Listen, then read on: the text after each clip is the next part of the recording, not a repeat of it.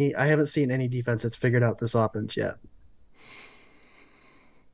I like it. I like it. Your boy Rob Mullen says Scott is 100% correct. I'll throw that up there down in the comments just so that you can maybe take a screenshot on your phone, Scott, so that you can have that forever. Thank you, thank you. We got our boy Buffalo Spartan here. This is Sparta. He said, "Sorry I'm late, boys. Was waiting on YouTube and nothing was happening. See, if it's not one thing, it's the other. Everything's good over on YouTube now, though. We were using that as a failsafe last week when everything was going haywire on Facebook. So looks like now Facebook is straightened out and YouTube is being a little squirrely, but everything's great, man." So Like anyway, Swank, and like you said before, guys, we hate to say help us out. You guys join in the conversation all the time and are part of this great conversation. You have your own thing going during our live stream, but hit up YouTube, mhm. subscribe there. We want to get up to that 100 mark to get, obviously, that's our goal for this year. So help us out a little bit, guys. You guys do a great job on Facebook. Tune in there. Hell yeah. We're up to 70 subscribers right now, which Nice. is cool because like it's been a slow process gaining people, but also like the way we look at it, man, it's like we want you guys that are in the comments interacting that are real. I don't want a bunch of like bots, or I don't want somebody to just hit subscribe that's not gonna get something out of it. So Right. specifically, man, it's beautiful. If you guys feel like going over there and subscribing, cool. Please continue to check in to the K-Gun Report every Tuesday. We also do Sunday sessions every Sunday morning or before whatever primetime game we have. We end a half hour before kickoff, so this week it'll be 11:30 to 12:30 to preview that Pittsburgh Steelers game with Scott Mm-hmm. and I and Mr. Ryan Thomas. Now, Hit us up. a lot of great interaction. Thank you guys so much, man. Johnny Bin Blocked says Baltimore had the refs. I agree with that. It was a little one-sided there in the beginning. It seemed to even out though, like you were saying, Jarrod, towards the end. I'll tell you, A lot of hitting Josh below the knees, I noticed. yeah, yeah. I'm not buying this whole like, well, he wants to run, that's what happens kind of thing, because a lot of those were happening in the pocket or They're when in he was pocket. or when he was going into a slide. You know, Mm-hmm. the dude was sliding. So I don't know. It's oof.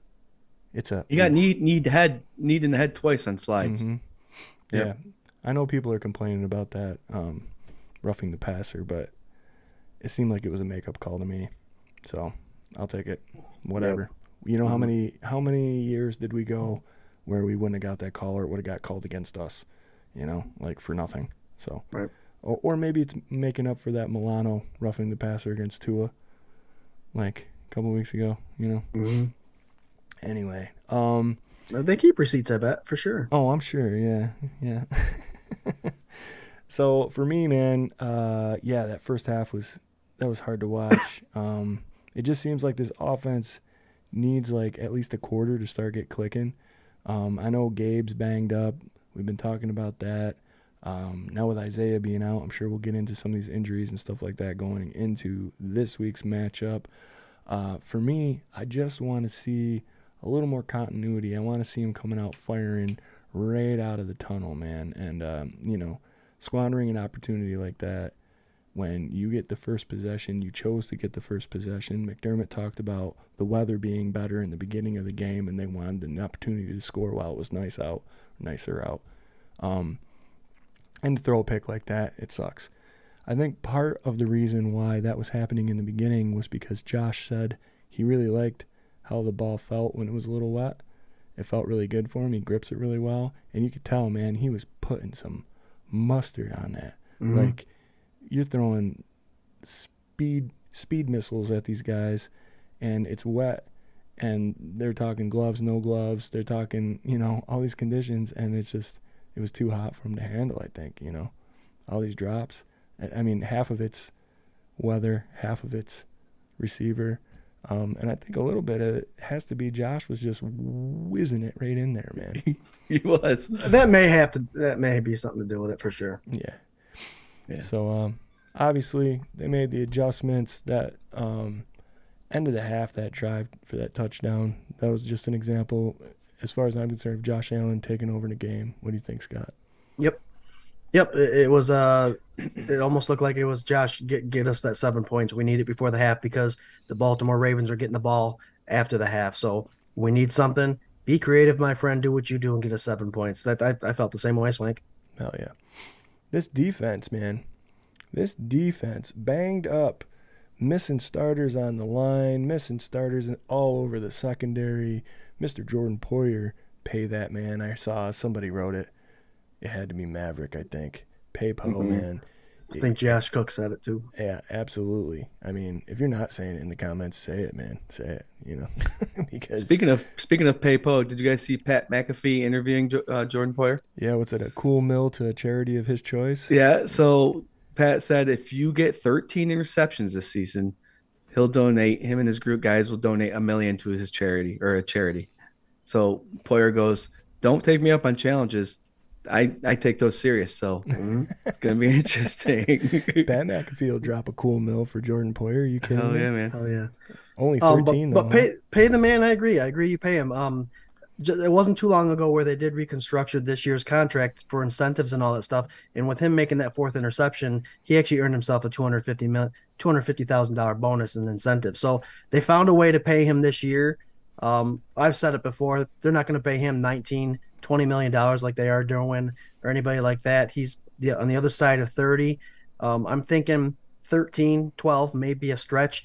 Poyer just may want commitment. So extending the contract 2 to 3 years because they got to do the same thing with Micah Hyde next year. So he's not going to get the 18, 17, $19 million. I'm looking 9 to 13, something like that. Yeah, I saw a lot of people talking about that, how Bills won't be able to afford him next year. And that's the first thing my head went to was, well, I don't think he's going to be looking for that knockout blockbuster contract. He's over 30. He's a very intelligent man. I think he's just looking for a couple more years. I'm with Andrew Jones and Patrick Hughes. Name, I'm over the track. Yeah, I said it. What you need to do is get Pay the man. Pay Poe. What do you think that contract will look like, Swank? How much? I mean, Not the contract. I mean, how much a year? How much a year? well, I'm in the camp that you're in, man. I think like you've talked about it quite a bit, where it's like it doesn't have to be like biggest safety in the game money. It just has to be a respectful amount that's going to keep him here performing at a high level for the next couple of years. So I don't know, 10. Will 10 do it? Is 10 good That'll do it. enough? You give him 10 and a couple more years to make it so he can retire there for sure. Why not? He wants to. You can tell he wants to. And looking at it, I mean, going into this season, we were talking Poyer, we're talking Edmonds, we're talking Eddie Oliver, Singletary, which I think he's going to be a casualty probably after this season. And Gabe's got an extension probably in the mix here coming up. And out of all those dudes, in the preseason, we're talking about Tremaine Edmonds possibly not being on this list, right? Because everybody's talk about Tremaine's performance and not living up to his potential and blah, blah, blah. I'd say that probably a lot of people are not saying that anymore. Yes, I agree with you. He's played adequately through the first 2 games, and for the last 2 games lived up to everything that he was supposed to have lived up to. Him and Milano are a force to be reckoned with. And what was that stat you were telling me, Scott? About The blitz. the blitzing. Keep in mind, guys, what our defense is doing this year as far as pressuring the quarterbacks, and we're ranked top 3 in a lot of categories right now. Number 1 total yards, tied with the 49ers, identical numbers. But Jarrod, I don't know if you knew this. In the first 4 games this year compared to last year, Milano and Edmonds combined had over 60 blitzes combined together. In 4 games? In 4 games. First 4 games. This year, 14.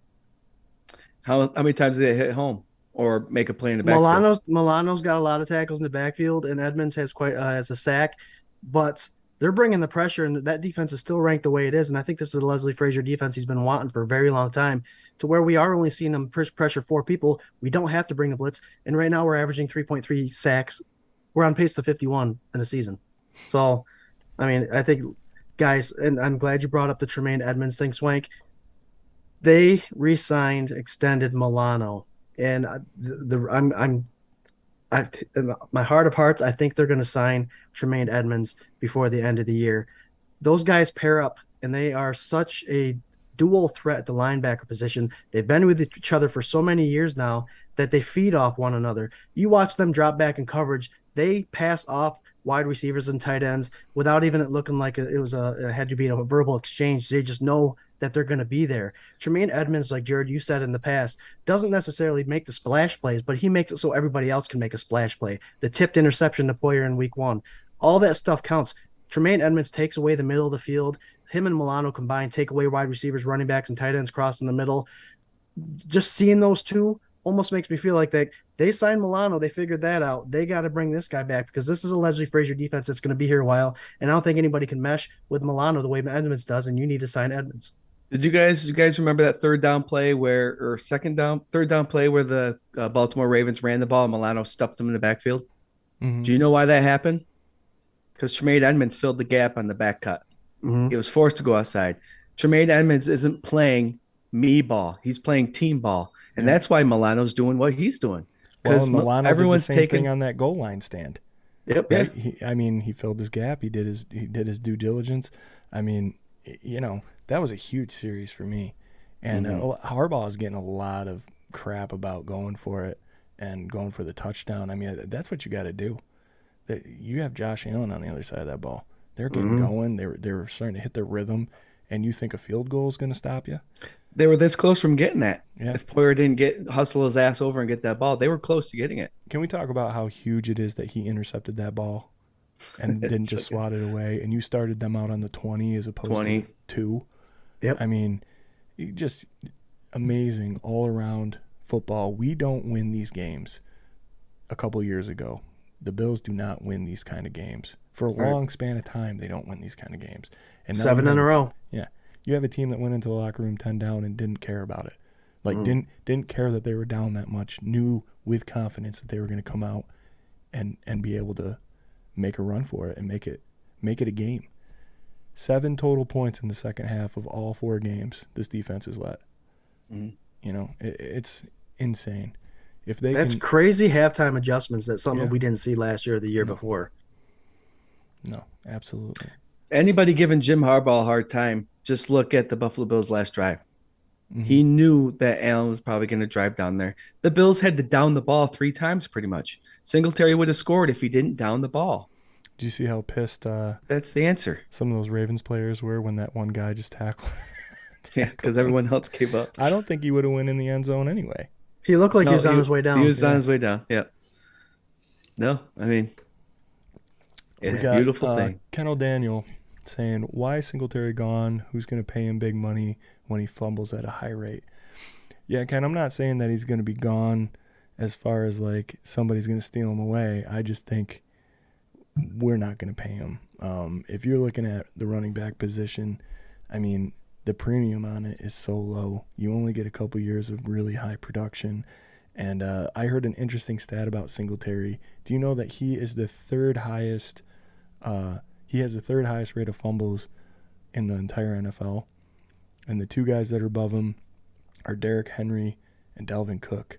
And they literally have double the touches that Devin Singletary is. So in the big discussion of the day, right, has been James Cook and the underutilization of him and not giving him a chance and sitting him on the bench and making him, earn his Wheaties and all that stuff.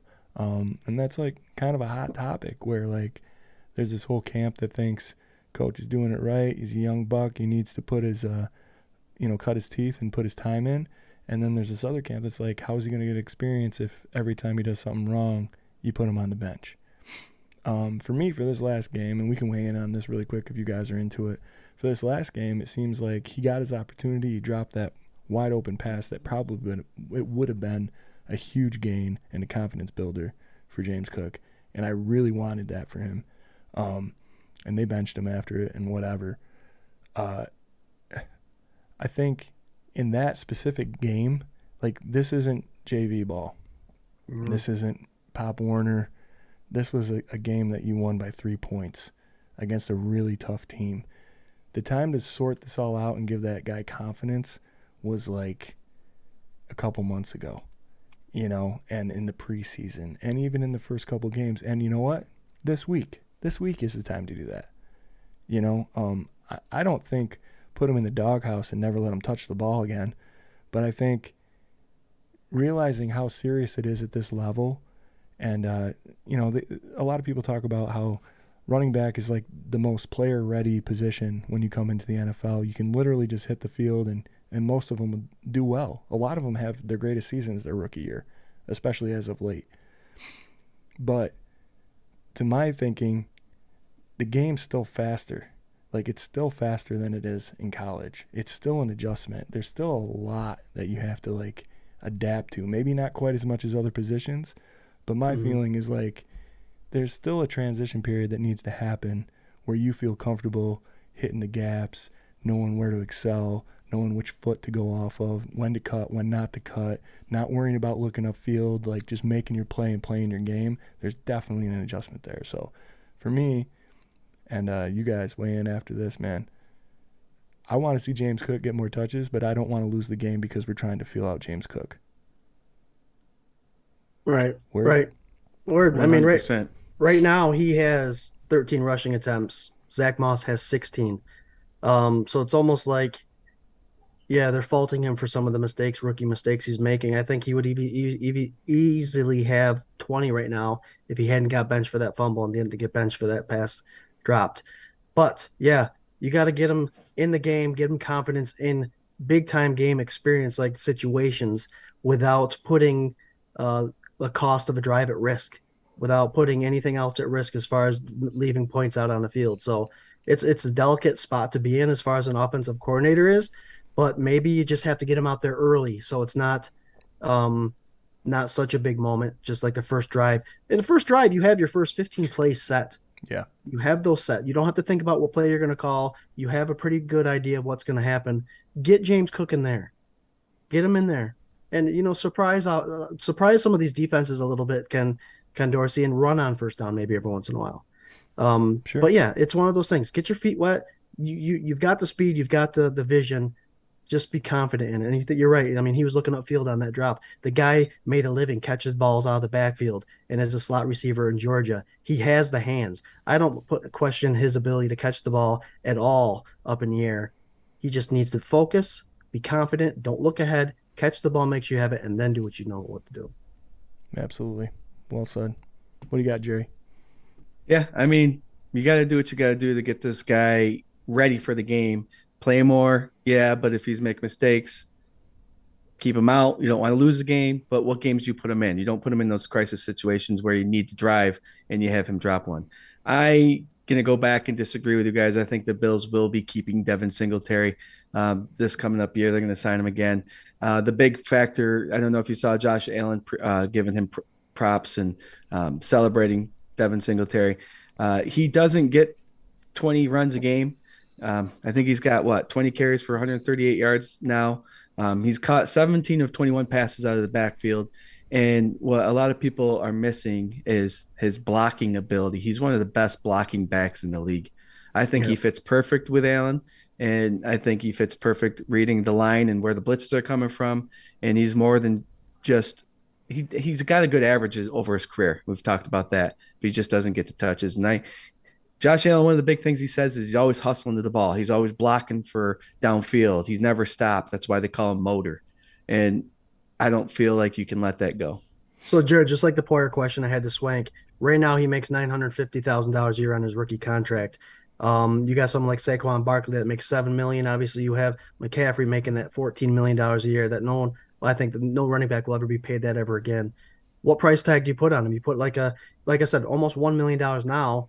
Do you think he'll take a $2 million a year contract? We should get him for a premium, right? Right. Yeah. I mean, if you're looking just at numbers, it's not going to be something crazy. But I'm sure Mr. Josh Allen would be an advocate for this guy to return. And you know how they like to listen to our quarterback.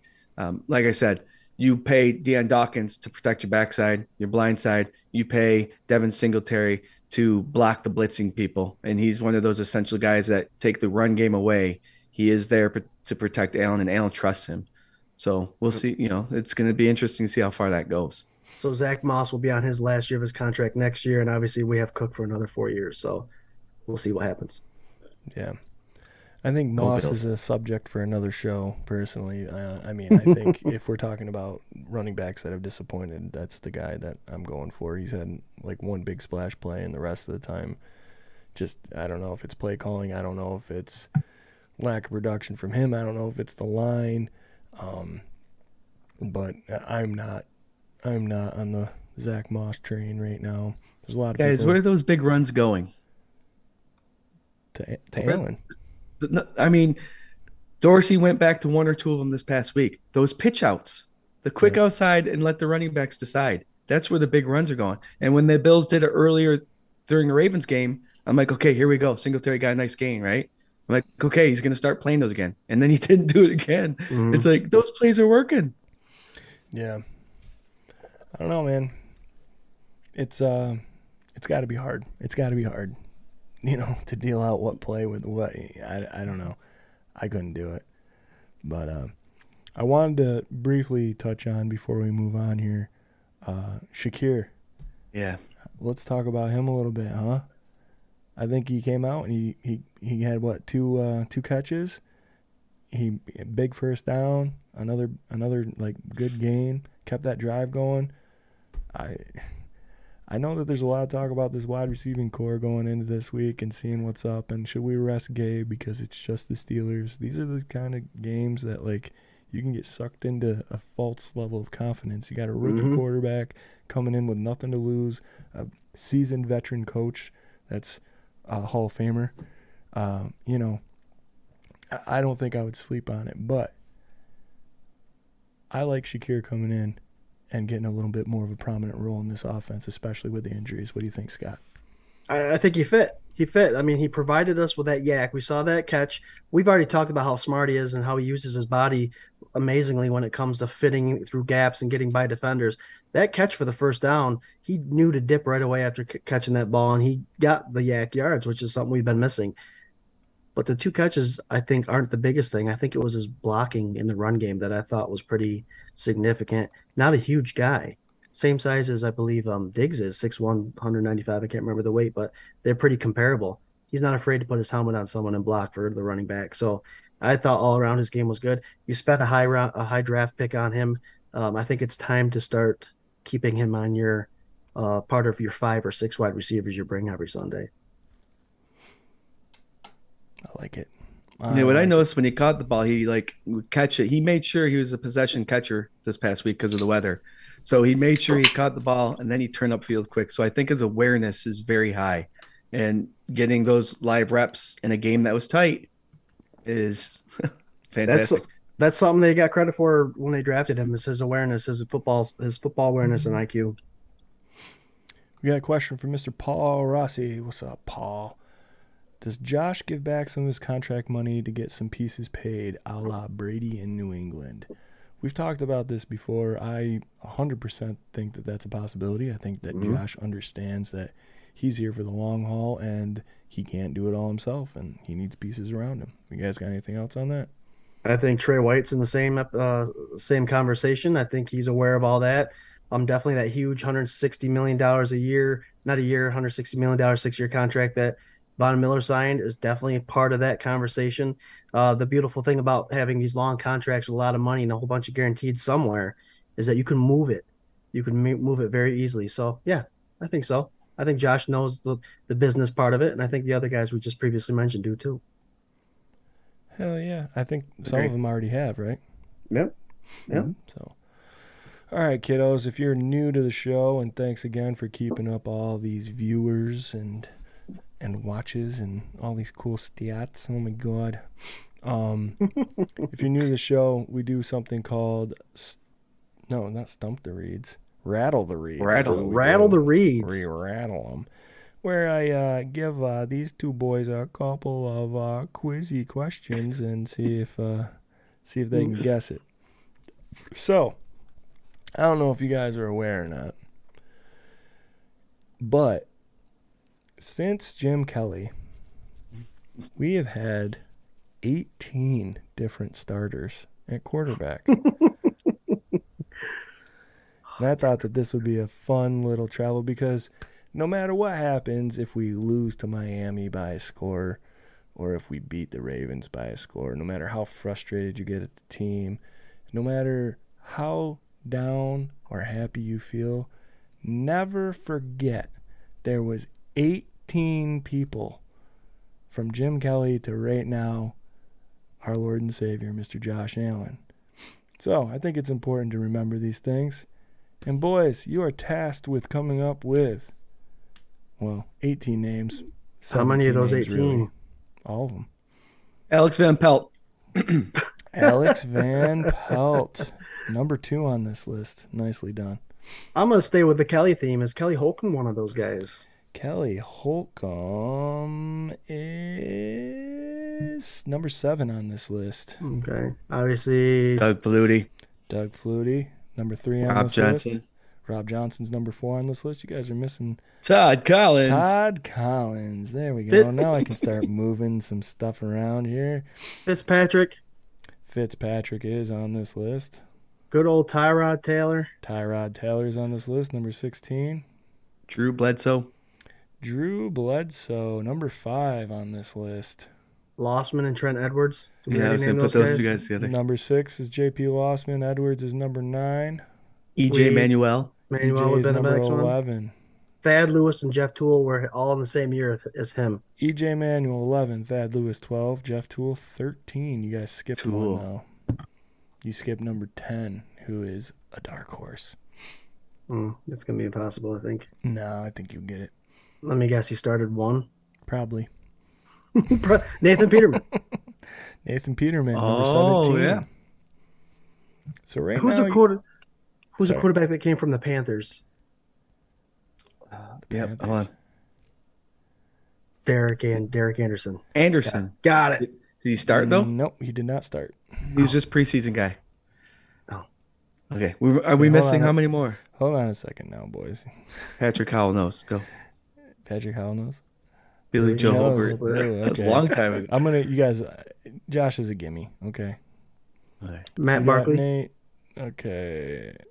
Matt Barkley, well, we're not counting, no. 2 Josh Allen. Barkley started after Josh Allen. After, right. That's right.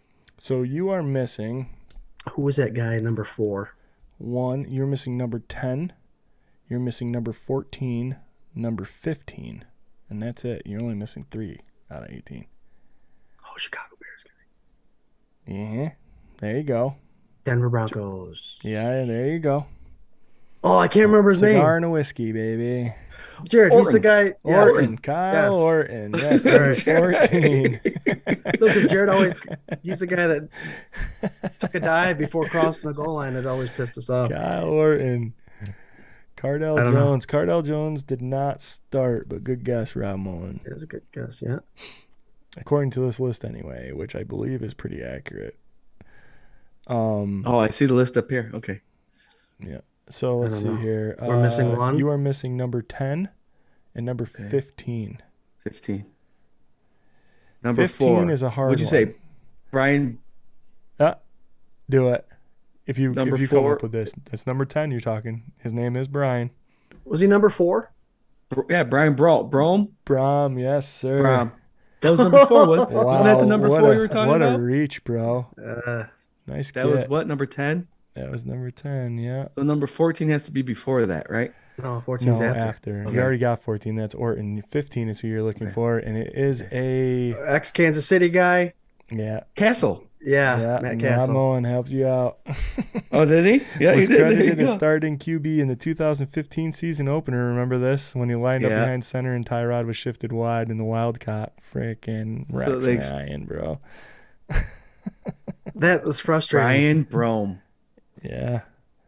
Crazy though, He's the- right? It's like something that you should definitely remember. This guy, I think he was that number 4 guy. Was that the number 4 guy you were talking about? And he was Okay. talking Yeah, about I Brom, couldn't- weren't you? I'm a number Or guy, Castle. so Thank you Man. guys all for participating in that. These are like a little fun trivia thing that we do each week. Cordell Patterson, he wasn't in there? He didn't start. Oh, okay. Yep. Okay. So to recap, Todd Collins, Alex Van Pelt, Doug Flutie, Rob Johnson, Drew Bledsoe, J.P. Lossman, Kelly Holcomb, Ryan Fitzpatrick, Trent Edwards, Brian Brom, E.J. Manuel, Thad Lewis, Jeff Toole, Kyle Orton, Matt Castle, Tyrod Tyrod Taylor, and Nathan Peterman. And Mullen gave us some quarterbacks that didn't play. Vince Young, Matt Leinart. Yeah, I forgot all about those guys. Yeah. Wow. Nice. Young, that's right. This list is giving me PTSD. No, Matt Leinart, dude. Oh my God. Wow. How about Kolb? He was supposed to be the savior, Cobb. and he got Cobb. Yeah, Cobb, whatever. Mm-hmm. That was the number 4 guy from Philly. Yeah, that may have been him then. That was Cole. Yep. Never mind. Yeah, So I remember him being in Cardinal, I think, right? Wasn't he? Yeah. Yep. That was still number 4. Brome got me. So I See, when you think of these lists, that was a huge one. You didn't cheat on that? You really remember that? Wow. When Scott said number 4, that's all I could think about was some guy way back in the day. and 18 quarterbacks, that's a lot to remember. But guys, if you grew up in the 90s watching the Bills go to those Super Bowls with Jim Kelly and all that stuff, and you're just waiting for that next guy to show up, you remember the quarterbacks that got their first start because you wanted that to be the answer. So that's why you remember those names. Yeah. How do you remember all those names? Because they were always the next guy. The hype train was real, man. It was all real. Yeah. We wanted, how bad did we want Lost? Well, Todd, I mean, that whole list, man. Mm-hmm. Trent Edwards was my biggest hope. He got a cheap shot to the head by working safety Cardinals and 5-0, right? After that. Yep. Started out 5-0 that Cardinals game, yeah. You know what? You want to know something? Here's a fun fact. I remember that whole season. That's the year that I made my first mistake. Now that I've righted it here all these years later with my marriage here this time around. But the first marriage, we got married on a Sunday, and it was that game. Yeah. That he got hurt. And they won, I think, still. But it was like bad omen. And then I should have listened. I should have just been like, no, I'm out of here, bro. I'm done. But who played the longest out of them all? Mike V says he swears that Anderson started versus New England on Monday night game. Derek Anderson? Yeah. Maybe, bro. Look it up. I've been wrong before. Rob Mullen, we've literally had 4 Heisman winners on the roster since Kelly. Are they counting Bush, too? I mean, come on. Vince Bush Young. was there.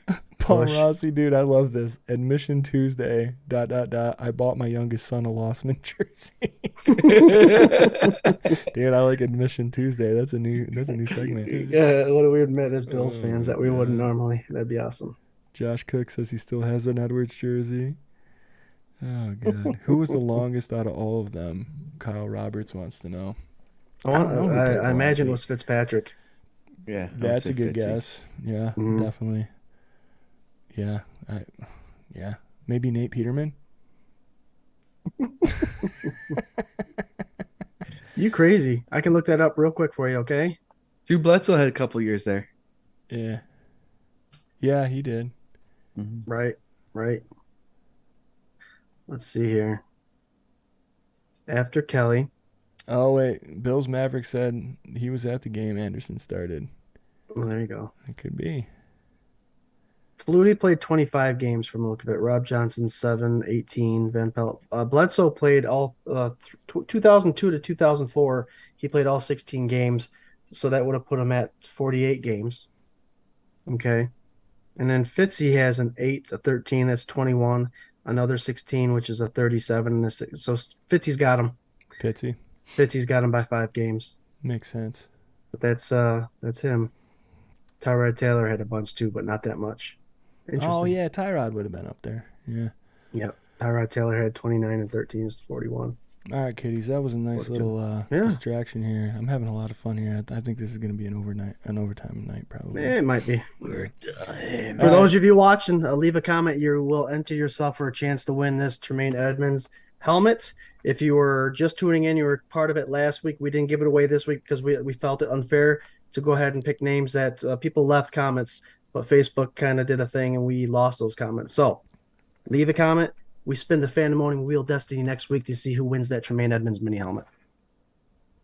There you go. Well, let's see. Rob's saying Young and Leinart both started games. Started or played in? That'd be interesting. That's I mean, hey man, look at. I try to do my due diligence because I gave Jerry a really hard time about something that he he posted, and it turned out to PFF, or no, was it PFF? Yeah. Somebody messed. Yeah. Somebody Sorry, screwed Mr. us. Bennett. Yeah. It's Pro Football Reference. Yeah, that's what it was. Pro Football Reference. Yeah, So it could be wrong. 18 was enough to guess, though. I'll tell you that. that's too much. All right. Yeah, so now we have the guy, Charlotte. Yeah. Now we have the guy. Hell yeah. You ain't kidding. All right. This week, we are home finally. It feels like, what, three away games to start off the season? Jesus. Yeah. We Week are 5, we're home finally getting number 2. against them Pittsburgh Steelers. A couple things to consider. I don't believe Watt will be playing this game. I think he's still out for this game. There was a big announcement made official today that our boy Mitch Trubisky is benched, and they will be starting Pickett, the rookie, against us.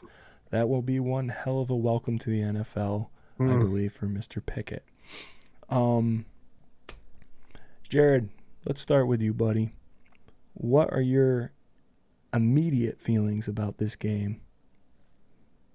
So before I get into the game, Mr. Trey White will probably be off of the list that we dread there. The what the hell is that list called? IR? Pup list. If I know some people are asking, I think he has 20 days. The Bills have 20 days to either put him on the roster or back on the pup list. So we'll see how he goes. Hopefully, let's hope and pray for the best for that guy, and hopefully he'll be on. I don't think this week, but maybe in the next couple of weeks, Trey will be starting at cornerback there. What worries me about this game against the Pittsburgh Steelers is the Jacksonville game last year. And it is any given Sunday. You know, these are professional teams. So that's the worrisome I have. They do have a stud guy on their team that's a sack maniac. Najee Harris is a good running back. So I got the nerves a little bit there, but it is at home. Josh Allen and that offense is doing great things right now, unstoppable. The defense is doing great things too against a rookie quarterback. Yeah, Swank, this is going to be a great welcome to the NFL moment for Pickett. I hope the best for him, but he's gonna struggle this weekend, I think. Yeah, like I said, couple last episode, I think that Miami game was a turning point for our Buffalo Bills, and so I feel sorry for any team that they have to face from here on out, and I think they're just going to continue to roll. You know, you do have, like I said, those worries any given Sunday in Jacksonville last year, but I think we're better than that. Rob Mullen says McDermott didn't seem like Trey was ready in yesterday's presser from his office. Yeah, Rob, I listened to that as well. I don't know if it really leaned one way or the other. I think in very typical Sean McDermott fashion, it was no information at all, really. So, which I credit as, like, I love it. I love that he does that. The True Chest, if you guys are looking for something, keep your eyes peeled on Bill's Twitter, follow Sal or any of those guys that go in for practices, because they will tell you if he's on the field at practice. There's a certain section of practice that's open to the media, and then it's closed. You'll be able to figure out whether he practiced or not very soon, either before or after practice tomorrow. I think if it's anything like what the Bills do all the time, they're going to take their time. Like, if this is his first week eligible, they're going to ease him in. I don't think there's any point in playing him this week, especially with somebody that we haven't talked about yet tonight, Kyer Elam, playing his balls off. Mm-hmm. The dude is a stud, and it's kind of been swept under the rug, and it's awesome. But he's killing it. Dane Jackson also came right into his own. I heard a little discussion about maybe they'll do a rotation when Trey comes back. I don't think so. Trey will be on the field all the time. And right now, the way I'm looking at it, I think Trey and Dane deserve to be the two. And that can be a discussion again for another time. But you got some solid cornerback depth, and that is not a bad problem to have. Especially with the injury bug that we've been having. Scott, what do you think here? This Pittsburgh team. They always play us tough. They're a defensive-minded team. They want to run the ball down your throat and bleed you dry. Is that in the cards for Sunday or what? It's going to be an attempt. We've always said it, just like when we played Belichick. Mike Tomlin knows how to win. He knows how to get teams prepared. So anytime a coach is ahead of the game, like Tomlin always has been, they're going to show up ready. They did week 1 against us last year, Jarrod. You mentioned the Jaguar game last year. Don't forget about the Pittsburgh Steelers game last year. Yeah. They showed up ready and they handed it to us. And they weren't a very good team then either. So, yes, it's one of those things. We got a brand new quarterback coming in. Najee Harris is a star running back there. So I think they're going to see what the Baltimore did in the first 1.5 quarters of that game and probably try to run the ball down the Buffalo Bills' throats.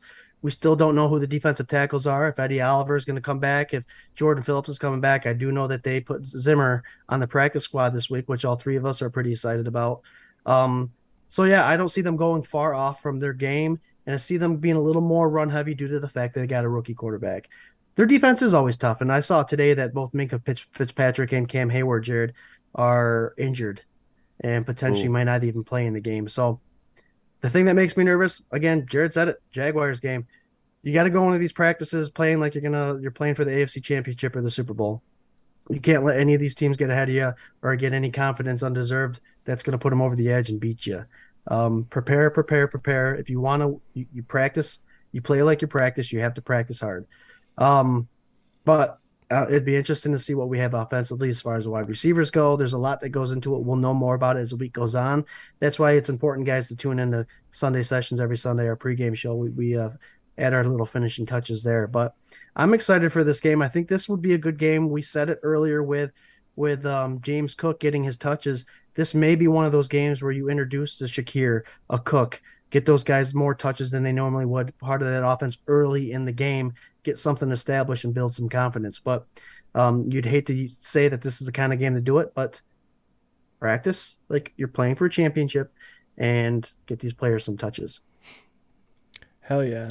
If you're going to stop across from Hammer's Lot, the Mafia Misfits tailgate, don't forget to bring a toy for the Santa Spartan Christmas toy drive. That's from our boy, Buffalo Spartan. And let me tell you what, if you're going to this game, get your ass over there for sure. Most hospitable, best. We'll get you a good buzz on before you get to the show. Yep. No, it's a great time. So if you're at Hammer's Lot or if you're going to the game, go look it up and then bring a toy for the boy. He's doing good things over there. All of our super fan friends, love you guys very much. Any home game, guys, if you get the opportunity to go to Hammer's Lot, they're packed, but across the street is where these guys hang out. And like you said, Swank, hospitable. Yeah. They're fun to hang out. Yep. Figure out, go see a couple of our super fans. Chris Christian says, what is the Steelers' injury situation looking like? They got some people banged up, man. Minkah Fitzpatrick, to name one. I think right now, Cameron Hayward. Yeah, Cam Hayward. Obviously, TJ Watt. He'll be out. They're not looking 100% on the scariest side of the ball right now.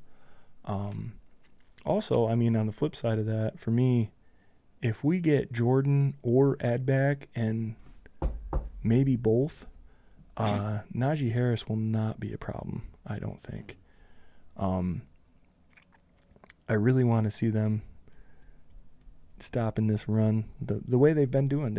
I think they've had pretty solid run defense all season. And Jones, man, he did kind of what we wanted Latulele to do all along. He was eating up double teams. I mean, I don't know. This rotational depth on this defensive line is out of control right now. It's just nuts. But yeah, I mean, I think you got to watch out for Najee. Thompson, that dude, man, he could be a superstar. I swear to God, he seems to drop everything. Like, he just seems so inconsistent to me. And now you got a rookie quarterback. Deontay Johnson. Yeah. Or what I say? Thompson. I'm sorry. Thompson. I know who you're talking about, though. Yeah, thanks. That's because he's got a case of the dropsies. Yeah, he do. He always has. Yeah. So it's like, I don't know. That's your number one, right? So, what? You're not giving. You haven't been able to run the ball. You got a rookie quarterback in there. Yeah, he gave him a little bit of juice. Rob Mullen made some good points. He had 3 picks last week. 2 of them were tip balls. 1 of them was on a Hail Mary to end the game. I think he had 2 rushing touchdowns. He gives that side of the ball a little bit of juice. You got a little bit to worry about. For me, you're facing the number 1 defense in the NFL, and I just don't think it's going to be a very good day for Mr. Pickett. And that'll be reflected in my score. But other than that, for me, offensively, I want to see these dudes come in and dominate. I want to see the Bills just take care of business. I want the second half of the Los Angeles game. That's what I want. And I want it from the first quarter all the way through to the third. And then have Case come out for the fourth. I'm going with a Brent Thomason. Case throws a touchdown. Yeah, hell yeah. So, what do you think, Jerry? No, I think Scott brought up a great point with Tomlin. He's never had a losing record, and they're at 1-3 now. So you got to be careful of that. And also, their leading receiver is Dante, but their leading receiving yards receiver is their tight end Fairmouth, which I think could be a threat. But look what our Bills did to Andrews this past week. The only big plays Andrews had were he had 2 pass interference calls and holding calls against him that kept drives going, but they pretty much shut him up. So, yeah. Can we just say real quick, this defense, even banged up, has taken away every single team's number 1 receiving threat this whole season. Mm-hmm. If you go back through the whole deal, Cooper Kupp, he got his yards. But if you're looking, Tyreek Hill, nothing. Mark Andrews, nothing.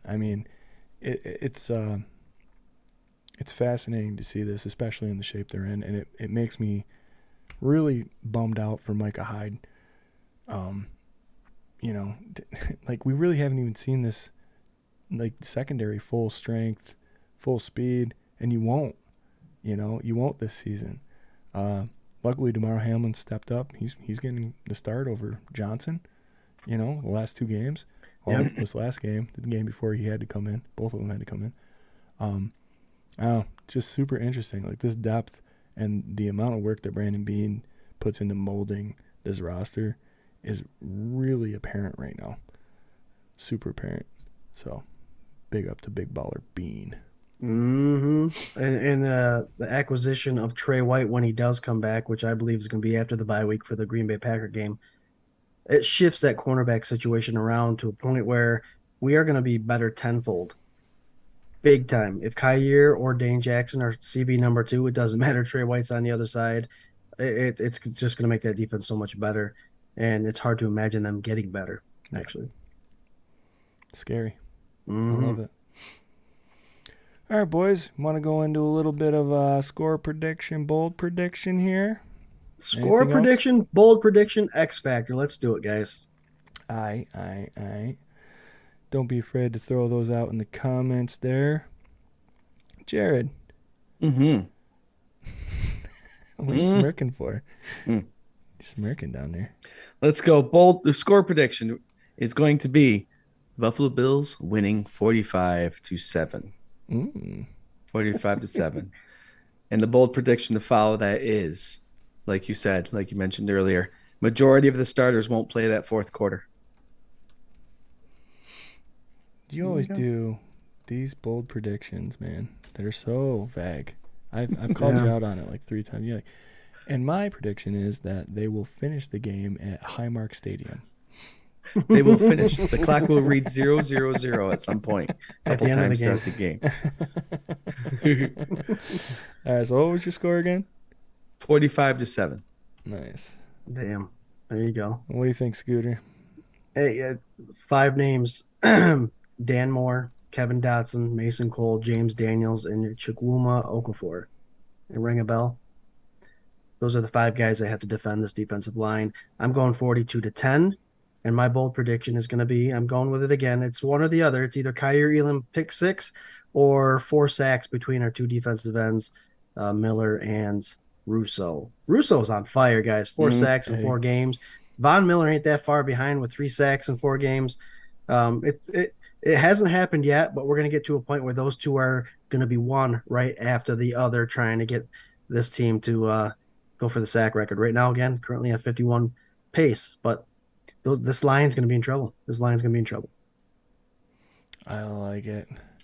That'd Joey be great too because Steelers have led the league in sacks for the last couple years. They're always at top, so it'd be awesome if the Bills just dominated with the sacks this Sunday. Absolutely. Joey Hatch says, "Is there a place we can send the toys if we don't get to the Hammerlot before?" Buff Spartan, I know you're over on YouTube, bro, but if you can throw a little answer out to that, if anybody wants to send donations out to you, how they can do that. All right. We got Jim Carney saying Buffalo Bills win 28-20. Patrick Hughes, bold prediction. Singletary lights it up for 110 yards and 2 TDs. Damn. Josh Cook, 38-7. Elam has a pick 6. I like it. Like it. John Johns, Bills 30, Steelers 3. Elam is going to get a pick. I love it. Charla, 41-17. Love those 40 scores. Mm-hmm. My boy Angel Lano, 34-7. Paulette, 34-10. Bills. Pops Mafia. Jerry Hughes has 4 sacks. He plays for the I think he's talking Houston about Texans. I think they're having a side Houston, conversation Texans. going on here. Yeah, he does have 4 sacks right now. That was going to be one of the Rattle the Reeds. I was thinking like, oh, who are the sack leaders? Because Russo's on that list, but he's tied with like 6 other guys. At 4, yeah. My score prediction, bold prediction, is going to be reminiscent of Week 1, and I think that this game is going to be 42-10. I think the Bills are going to come out on fire. I think that this offense is going to click. I don't care what pieces are missing. I think they're going to come out and make a statement because this is a game that you should win, and you need to prove to everybody that you are going to win it, and you are going to win it handsomely. Otherwise, all this talk is just nonsense. Like, this team, Super Bowl favorite, Josh Allen, Stephon Diggs, Von Miller, like, you need to annihilate the teams that are coming in here with no prayer. Don't get caught up on the trick plays. Don't get caught up on the desperation. Play a clean game, no turnovers, and just whoop their ass. You know, I think that's just what has to happen. Anything less is a disappointment. But if it's a win, I'm still cool. I mean, this is a great spot to be, guys. Let's not forget the injuries that we've had, and to be able to play the teams that we've already played and come out 3-1 so far, and potentially a great chance to be 4-1 with a Trey White injury. This is a perfect scenario and a good setup for when our guys are starting to come back and healthy. You couldn't have asked for anything more. Oh yeah. So my bold prediction is, I think that D line's gonna eat. I think you see Russo get 2 sacks, and I think you see Vaughn get 2 sacks, and then I think you see whoever's in the middle, one of them DTs get at least 1. So I'm saying a 5-sack day. Like the pancake sacks. I'm hoping it's Big J Phil's. Yeah. All right, kiddos. What do we? Actually, before I get to the next thing, Here we go, folks. We're in overtime. That's right. We're in overtime. If you're new here, we went too long and we're in overtime. So we're going to do X Factor. We got some pick'ems to get to. Thanks for hanging out. Please don't forget to like, subscribe, do all that crap everywhere. Let's see here. We're going into X Factor Day.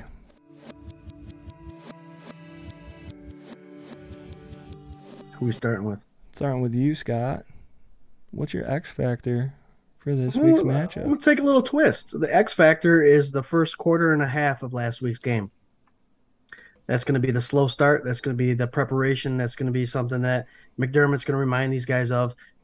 We squeaked this last win out. We got to prepare and start off fast this week. Get on top of the Steelers and keep the foot on the pedal. So my X factor is going to be your weekly practice, how serious you take it, and remembering what just happened not 6 days ago in that start of that Ravens game. So that's going to be the X factor. Do they learn their lesson from last week? Ooh, so creative. We got Jerry. My X factor is going to be Pittsburgh Steelers 1-3 coming into this game looking for a win. They're desperate. The X factor is going to be the defense needs to play responsible, do your job football, and don't get beat by trick plays and doodags and Willy Wonkas and all that stuff. Oh, jeez, Willy Wonka. Play good football. The schnozberries. The schnozberries taste like anyway. Dude, this Keep is the ball in front of you. This is rated PG-13, Jared. You're not allowed to say So, schnozberries. right. So responsible football, keep it in front of you. Don't get distracted by trick plays and just play smart. X factor. Here we go, boys. Our boy Eric Gordner, 13 seconds left in overtime. Look at him trolling, coming in at the very end. Go Steelers. Picket time, baby. I had a feeling he'd be on. Eric Gordner is one of our I was close waiting friends. for He's a him, man. Steelers fan. And good luck to you this week, my friend. It is Pickett time. This is a game where it's a rough going for Pickett. You're committed to him now. You've made that decision. If he's healthy, he's playing the rest of the game for the Steelers this year. I don't know, man. Where was this? Let's see. Paul Rossi, bold prediction. We learned all about Pittsburgh's QB number 3, which I believe is Mason Rudolph, if he ever got that one side of his face reconstructed from getting it caved in. Melon. Love that. Yeah, no doubt. No doubt. He's got two Jared. girls and a little man over there that are that age. So All right. My X factor, I mean, I was talking about that D line, but I want to switch it over to the offensive side of the ball. I think the X factor this week is going to be Mr. Dawson Knox. I think you're going to see him get his toe wet and maybe have one of those games that he's supposed to have been having since he signed that big extension. I'm going to go Dawson across the middle, Dawson on the sidelines, Dawson stiff arming dudes into the next century, and I think he's going to be the X factor because we got to start getting this ball spread out. Stephon Diggs cannot be the only guy catching balls. Him and Devin Singletary, number 1 and 2 in receptions on the team. We got to start spreading it out a little bit more. So I think Dawson had more touchdowns last year than he has catches this year so far. Yeah, great stat of the day. Yeah. Something needs to change. All right, what was your X factor again, Jarrod? Something about they were all gonna. The defense has to play. Yep. They might have to change them to 3/4 cleats depending on the weather. All right, kids. We all picked the Bills. We also do AFC East pick'ems and a couple of toilet bowl games. Right here, if you're looking, you can see the Fandemonium pick'em records here. I'll start from the bottom up. Jarrod is just over 500 at 11-10. Scooter Magooter's at 13-8. But the guy sitting at the top of the mountain, who went 5-0. Did I go 5-0 this week, dude? Swank's starting to sound like a Dolphins fan. 5-0. Oh, hey now. Hey, that's loser talk if I ever heard it. You're starting to talk like a loser. Hey, if you don't see me complaining, then I'll show you a loser. Shut up there. 16-5. 6-0 this past week, Swank. 6-0. Oh, I thought it was 5-0. Yeah. See? No, you went 6-0 this past week. There you go. Well, so if you're looking to bet in Caesar or FanDuel, just write follow down what these Swank's. picks. I'll probably go there you go. 0-6 this week. All right, week 5 of the 2022 NFL season. Let's see here. We got Lions at Patriots, 1:00 game in New England. Do you want me to start off, or you guys want to start off? What do you want to do? Daniel Jones is hurt, right? Mac Jones? Mac Jones. Yeah, that's what I meant. Mac Jones. Yeah. They both suck. That Zeppi guy, man. I watched part of that game. He came out in the second half, and he was kind of like, they made a game of it.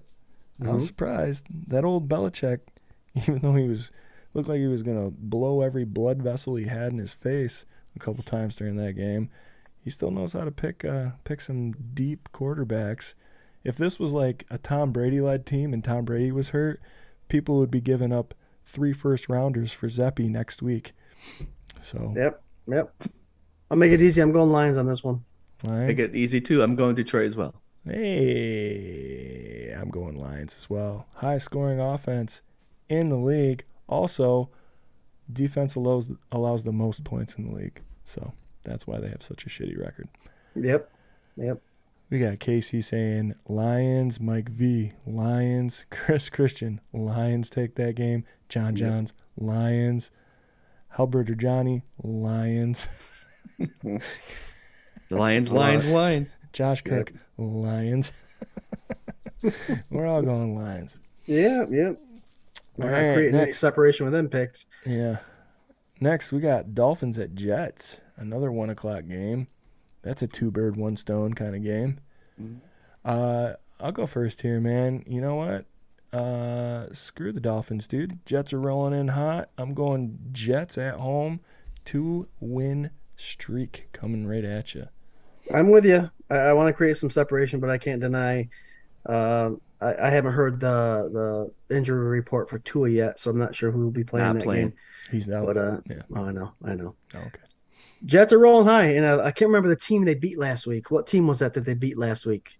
Oh, the Pittsburgh Steelers. Oh, yeah, Steelers. Mm-hmm. So Jets are running high, 2-0 in the last 2 weeks. I am with you, Swank. Sweet. What do you think? Jerry's going to try and pull ahead. No, I can't. The Jets are winning this game. This is the last. Dude, enjoy it, Miami Dolphins fans. This is going to be the last couple days that you're on the top of the AFC East. Go Jets. What? Did I just say that? Ron Mullen, the Dolphins still have not ruled Tua out for this game. I actually think they did, buddy. I think they did. Yeah, I think that came out this morning. And if they didn't, I made a good joke about it this morning, saying that I can't believe that. Well, whatever. I'm gonna leave that for later. If you want to know, just get at me later. His lower back must still be bothering him. Who's that? Tua's back must still be bothering him. Yeah, dude, he's got back issues. Jets. Everybody wants the Jets. Paul Rossi, Jets and Dolphins tie. Smart crowd. Jim Carney, Jets blow. You're right, but I hope they beat the Miami Dolphins, bro. All right, so now we're looking at toilet bowl games. I'm having a hard time with this one this week. There's not really anything that's standing out to me. You guys looking at this at all? Seahawks and Saints could be one. Texans and Jaguars could be I don't know. one. Gino's on a tear right now, man. Mm-hmm. I mean, that could actually be a decent game. I don't know if Jameis is back this week or not. Colts Broncos. Thursday night game. Want to do that one? Yeah, let's do that one. All right. I'll go first. I say Russ is going to take that one. We'll go a little Bronx for me. I'm going Colts. Ooh, Matt Ryan, Broncos just believer. lost Javonte Williams, their their better running back. They actually bring in Latavius Murray from the Saints practice squad, so it should be interesting to see what kind of running back situation they're putting themselves in, because number 25 Gordon has been fumbling the ball a lot, so their running backs are struggling. Russell Wilson likes to give the balls to the running back, so it'd be interesting. I think the Colts have the advantage. Yeah, I have the Broncos winning this one. So I just gained one on you guys. So. Oh, yeah. Well, the Lions Patriots, that was another toilet bowl. But You want to do Raiders Chiefs? You want to do a Raiders Chiefs game? I mean, is anybody picking the Raiders? That's my upset of the week. Is it really? To be honest with it. Yep. I mean, Yeah, I know the Raiders. I mean, we might as well pick it now. But I know the Raiders have always had the Chiefs number. You know, they play them really tough. Yep. I don't know, man. That Chiefs offense just looks like completely lights out. They destroyed the Buccaneers the other night. I didn't even watch the game. I didn't even want. It was like Mahomes and Brady. I don't want to see that. I've seen it a million times already. I don't want to see it. Yeah, I'll go. I'll go with Patrick Mahomes and the Kansas City Chiefs. The Las Vegas Raiders. Ah! If we're counting it, then I'm going Chiefs too. I'm just thinking the Raiders are going to upset. So you're going Chiefs, Scott? Come on. If we're counting it, I'm going Chiefs. Yes, we're counting it. We're I'm going I Raiders. I just say potentially the Raiders are going to be the upset of the week. Jarrod. I'm going Raiders. Well, guys, Jared's going to be 11-16 next week. Well, against we got shorted a game because the Dolphins Jets double up. You want to pick one more? Pick a random one. All right. Well, I was gonna go Bengals Ravens, but That's a good one. It is a good one. Yeah, let's do that because at least it'll be close. We'll probably be split. Bengals, Ravens. I'll go Bengals on this one. All right. I think where are they playing? They're playing in Baltimore. I'm going It's a Baltimore. Sunday night game.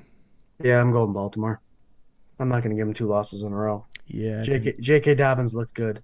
He really did. The Bills just found out how to defend him in the second half. So I don't know. I'm going there. I'm going that way. Yeah, I think I'm with you. I'm going Baltimore too. There you have it. Excuse me. There you have it. There All right, it kids. is, That was friends. Fandemonium Pick'ems brought to you by FLX Mafia and whatever other garbage we're trying to get you to follow over here. We got Raiders win. Speaking of garbage, just follow me on Twitter, Jarrod247BF. Follow me for more Pick'ems picks. Jarrod at 24/7. Kermit Mahomes, that's right. Johns are on it. Guys, what a great show. What a great time. Thank you guys so much for hanging out. Don't forget, I'm going to try and drag this out just a little bit. For anybody that hasn't, don't forget to leave a comment because you could be entered to win this year Tremaine Edmonds signed mini helmet right from my boy Scott's personal collection because we love you guys so much. Facebook did not crash. Everything is fine. We got all sorts of people in there. 512 comments right now. So that'll be fun for you guys to count.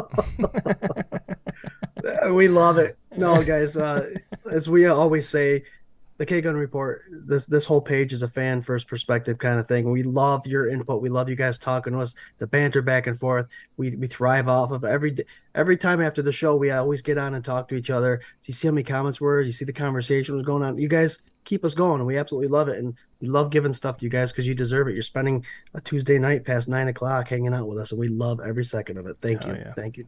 You guys are awesome, and we appreciate you. All right, we're going to run around and do some final thoughts here and get out of here.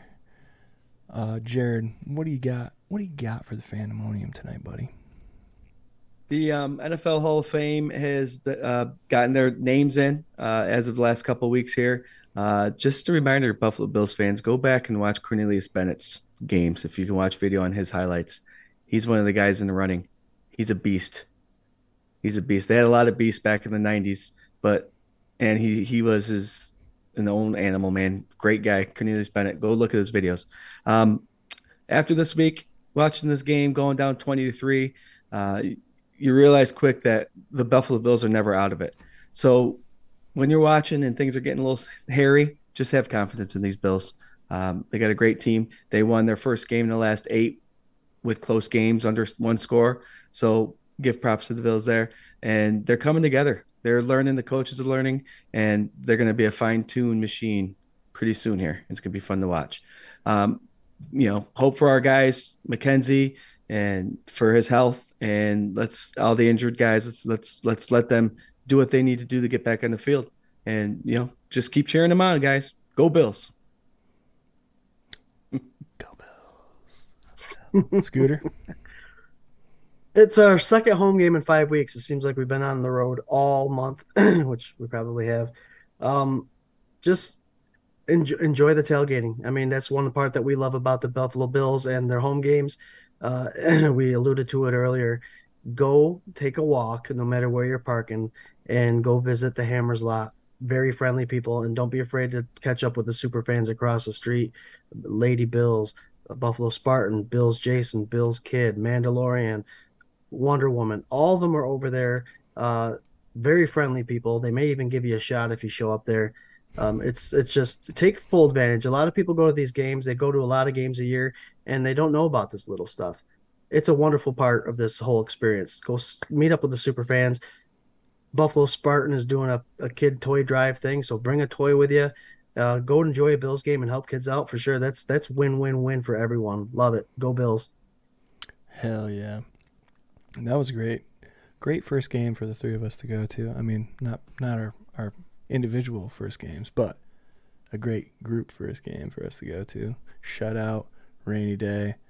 Got to meet all those guys in person after chatting online for such a good long time. But yeah, do it. Go do it. It's awesome. Daniel says, fantastic show, ... But now, thanks to my daughter making fun of me and loving Swank's beard, I gotta go and grow mine out again. Nice. Do it. Do it. I actually thought about cutting mine off, but now it's wintertime. I think I'm just going to try and get to the, at least nipple, if not belly button, by spring. I don't know why. The third one or your And you can pull it up over your ears. Should be able to. It's getting close. Yo, thank you guys so much. Say it every week, but appreciate this time right now. It's a great team. It's a great time to be a Bills fan. Thank you so much for the love and support. We had crazy numbers just tonight. I think this is a record show, and not just like a surge. It stayed pretty even all night, and you guys are amazing for that. I saw a message come in. Don't forget, we got free stickers, we got t-shirts, we got all sorts of stuff. If you want a packet of free stickers, just hit us up, DM us, send us your address, and we'll send them out to you. No big deal. Thanks for being big supporters of 24/7 BF family. And this is yours as much as it's ours, you know. So thanks for being a part of it. Also, you can join us every Tuesday night, 8 p.m. Eastern Standard Time, right here where you're watching this, for 24/7 Presents the K-Gun Report. You can also get with us for Sunday sessions, 11:30 to 12:30 for 1 p.m. games, Sunday mornings with me, myself, and Scott himself, and Ryan Thomas himself. We'll go over the inactives. We'll go over any late breaking news, recap our score predictions, and any questions and concerns that you guys may have. So come check that out. And, Twitch, Twitter, Facebook, YouTube, all that good stuff, Instagram, anywhere you can, please help spread the love, share it around. And, damn, we love you. Go Bills. Mm-hmm. Go Bills. Go Bills.